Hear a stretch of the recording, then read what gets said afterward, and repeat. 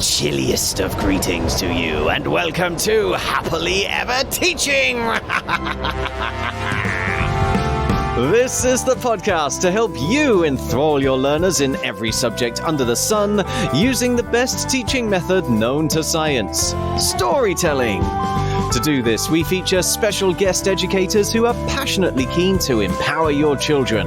I am storyteller Chip Cahoon, and with me today is... Hi, I'm Abby, and I work for Festival Bridge as Education Programme Manager, and I used to be a primary school teacher in early years in Key Stage 1. Hi, I'm Rob. I work in Key Stage 2 in a school in Buckinghamshire near Milton Keynes.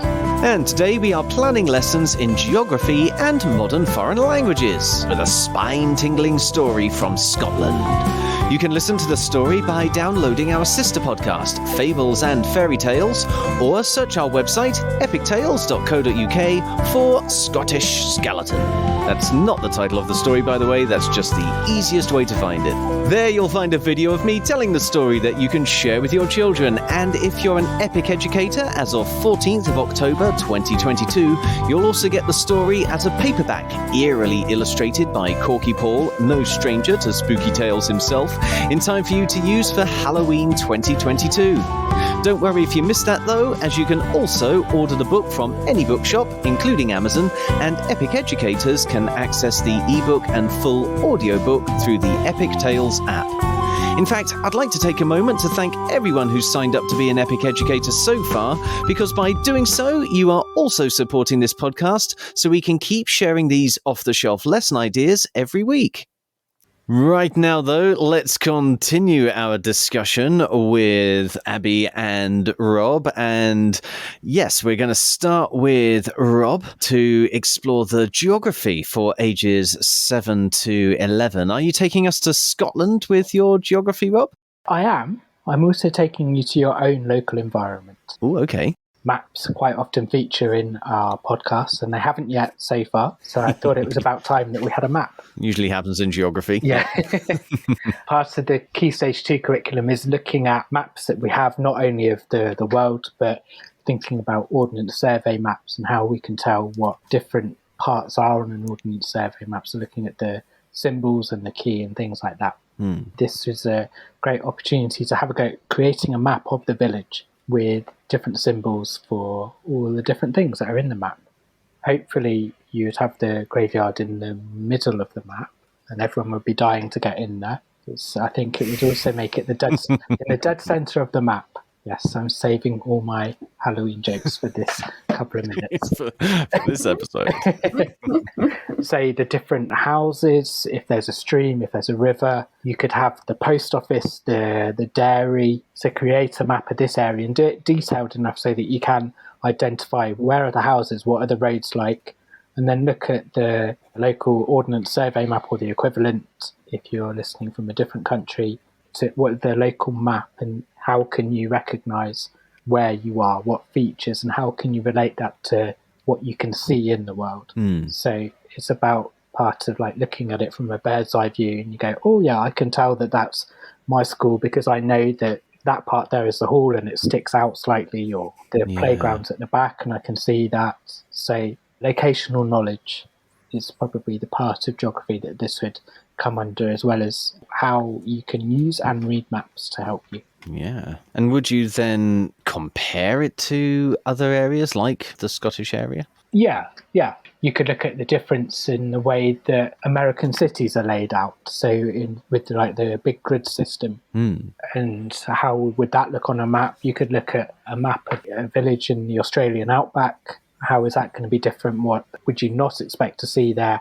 What would you expect to see there? How is it different to not only the village in Scotland, but wherever you live as well? Gotcha. So yeah, lots of comparative work as well. Grand. Well, as you're starting to take us to different parts of the world, it seems like a nice moment to segue to our modern foreign languages subjects with ages 4 to 7.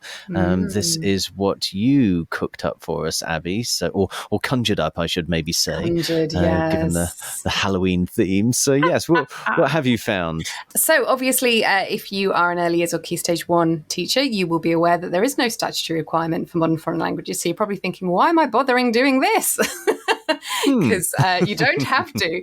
However, I was a languages lead, and I just think it's really great to expose young people to words, a range of words. And using this story with the word laddie, it just really made me think about the fact that you've got accents. So thinking about Cockney rhyming slang and the fact that we speak English and have different ways, so you could start looking into that. And as always, I think you all know that I have a Disney Plus subscription, and it's there's always a Disney film for me. And watching Luca recently, the fact that they use Italian words and drop them in all the time, little words, and ragazzi, so the word for boys.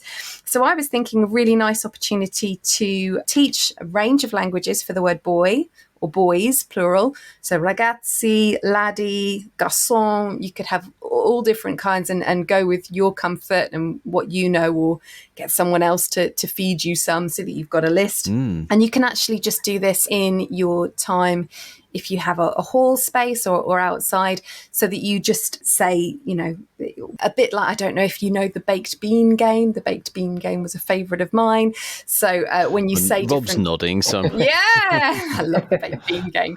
So basically the baked bean game, you would say different types of beans, like a fine bean, a runner bean, a baked bean, and the young people then do the according action. So they curl up in a ball, or they are tall string. Yes. So you could have corresponding actions for laddie and any other, but it's just a really light touch way of exploring language. When you say that, do you mean if you say laddie, they have to take on the shape of a Scottish boy? If you say garçon, they have to take on the shape of a French boy? Well, that's difficult, isn't it? Because you want to avoid stereotypes, but you could ask them to assign actions to the different words, or you could assign them. You could say, when we do laddie, you do a star jump. When we do garçon, you do something else. So different actions that you would assign to different words, and you're the only one having to say the words, but that auditory being exposed to different words is a really simple introduction. You know, you're not expecting the young people to say those words, but you can talk about, well, these are the words, this is what they mean. And as we were mentioning last week, I think in our English episode, about how hearing a story twice and the second time you drop in a few dialect words, it can be a regional dialect, it can be a foreign language,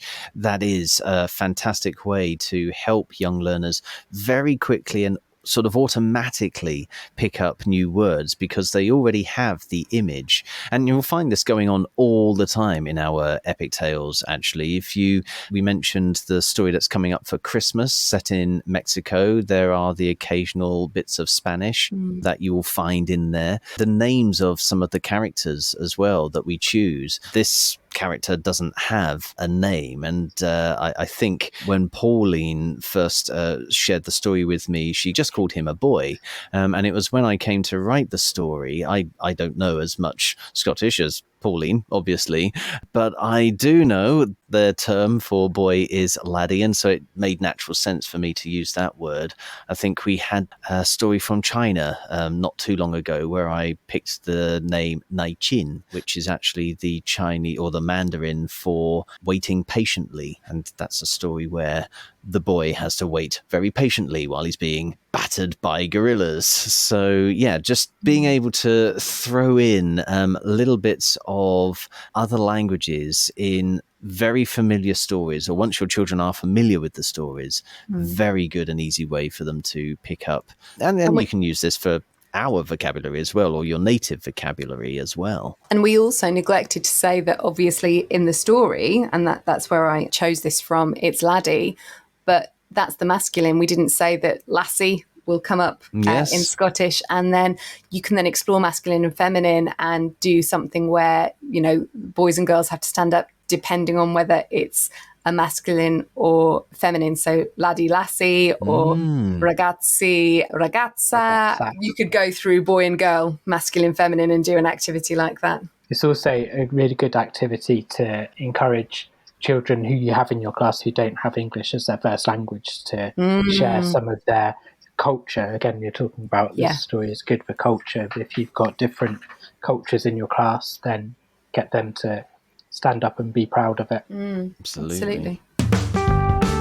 That's all we have time for in this episode, folks. If you'd like to talk to us about anything you've heard in this podcast, or if there's a subject you are soon to teach that you'd like us to cover, you can find us on social media using @TeachHappily, or leave us a review using your favorite podcast app. Please also share this podcast with your colleagues and help us start a story-led revolution in classrooms around the world, so children everywhere can learn in a way that's effective, memorable, and enjoyable all at the same time. Tomorrow, Call Johnny and the Laddie will help us teach art.